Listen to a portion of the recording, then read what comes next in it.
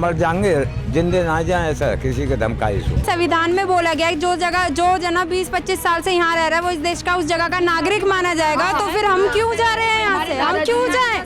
अब सर यहाँ से तो जाएंगे नहीं, मरेंगे बस यहाँ पे, चाहे कुछ भी हो जाए sir. It's our request to honourable high court कि प्लीज ये डिमोलिशिंग को रोक दिया जाए। यहीं पहले लोगों की बात सुनी जाए, दोनों पक्ष की बात सुनी जाए और एक निर्दक्ष और एक निरपेक्ष फैसला लिया जाए। ये नोटिस दिल्ली एमसीडी का है, जो यहाँ करीब 50 साल से करीब बसे हुए मकानों को लेकर के दिया गया है। ये आप देख सकते हैं, ये नोटिस यहाँ के भलसुआ डेयरी है। भलसुआ डेयरी 1976 में बनाई गई थी। उसके बाद तमाम लोगों को डेयरी का उद्योग करने के लिए लोगों को प्लॉट दिए गए थे। उसके बाद अब एमसीडी का कहना है कि यहाँ पर लोगों ने अवैध तरीके से मकान बना लिए हैं। आप देख सकते हैं पूरी जो इन सभी लोगों को ये नोटिस जारी हुआ है और नोटिस जारी करने के बाद ये कहा गया है कि आप लोग अपने घर खाली कर दें, अपने मकान जहाँ पर ये लोग रह रहे हैं उनको खाली कर दें, और नहीं तो फिर उसके बाद यहाँ पर बुलडोज़र चलेगा। आज यहाँ पर बुलडोज़र बाकायदा आया भी था, बड़ी संख्या में पुलिस फोर्स और सब लोग आए भी थे।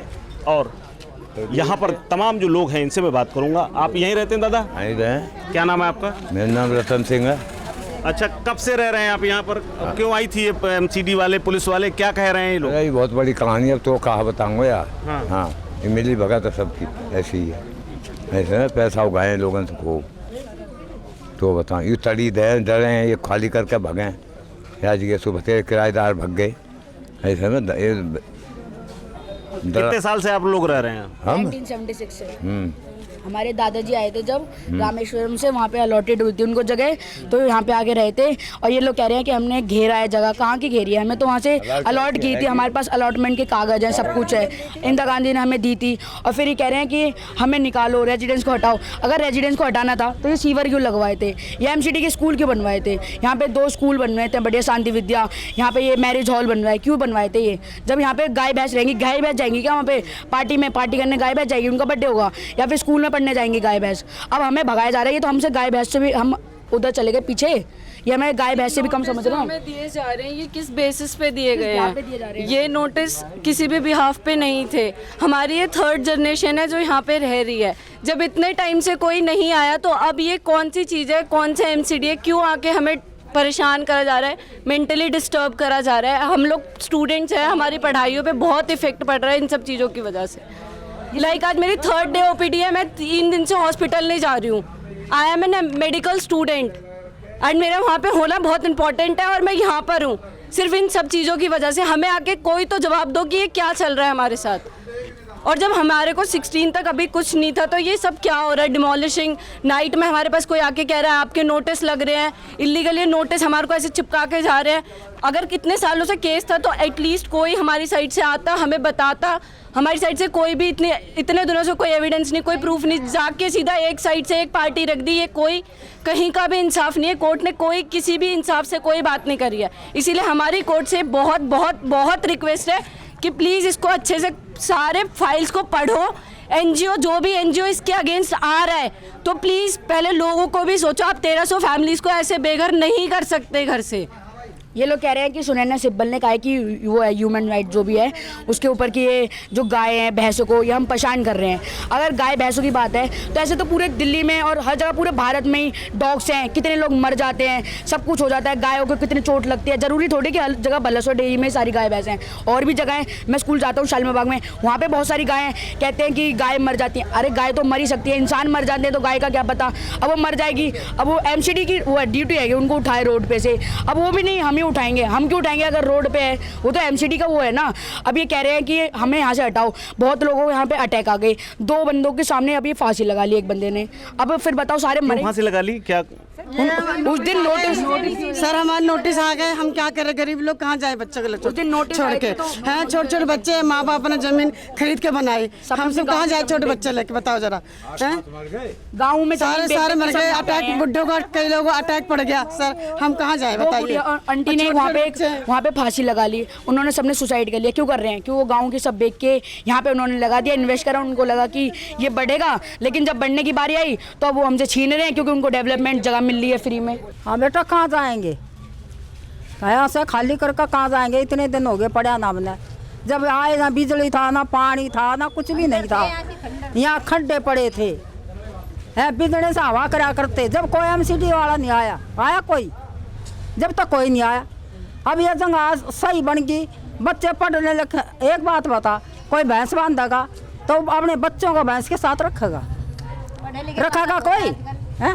और किसी का 2-4 बच्चे थे, 1 मंजिल 2 मंजिल तो बनाएगा ना। ये प्लेन थी जगह 2000 और अब तो डेयरी बहुत कम है, ऐसी ज्यादा हो रही है। मर जाएंगे हैं जब, हाँ।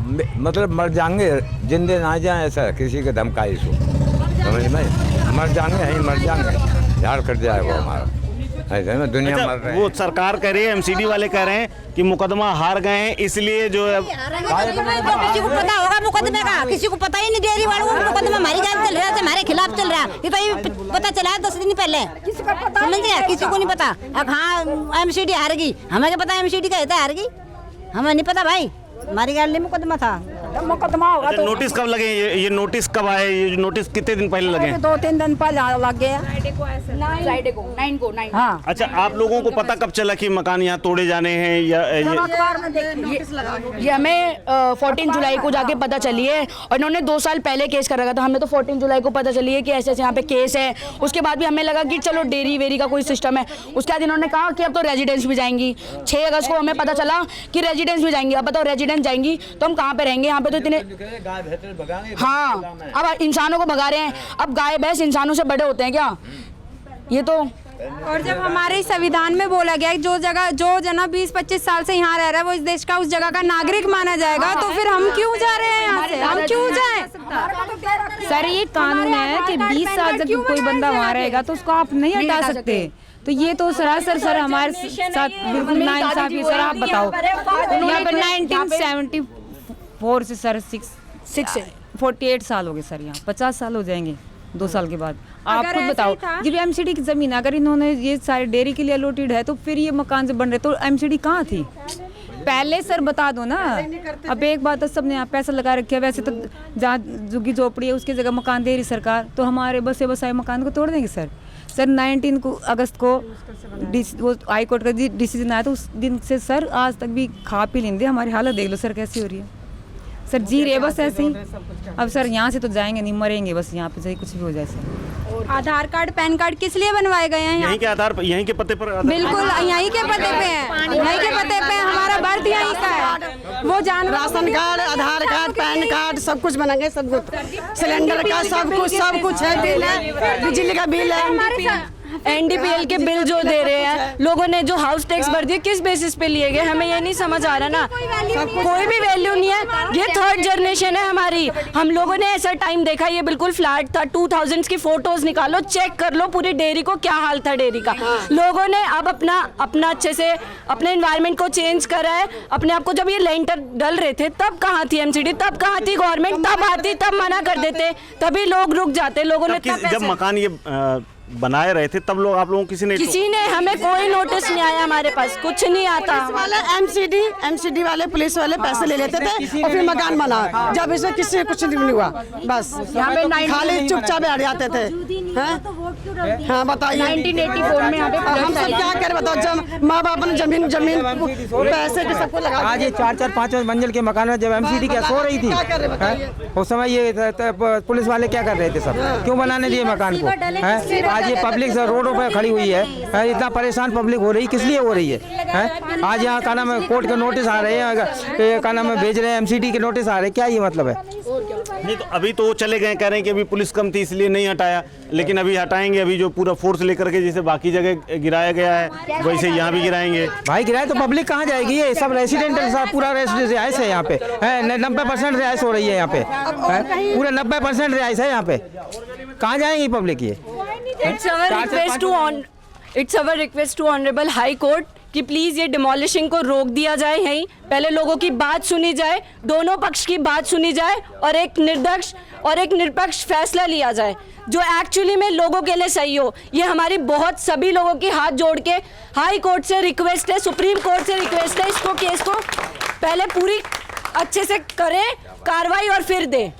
बस थैंक यू सो मच। तो देखिए आपने भलसुआ के जो लोग हैं वो जीने मरने को तैयार हैं और इनकी मांग है कि वो कुछ भी हो जाए वो यहाँ से छोड़ करके नहीं जाएंगे, क्योंकि करीब 3 पीढ़ियों से वो लोग यहाँ रह रहे हैं और तब यहाँ पर ऐसी कोई बात नहीं थी।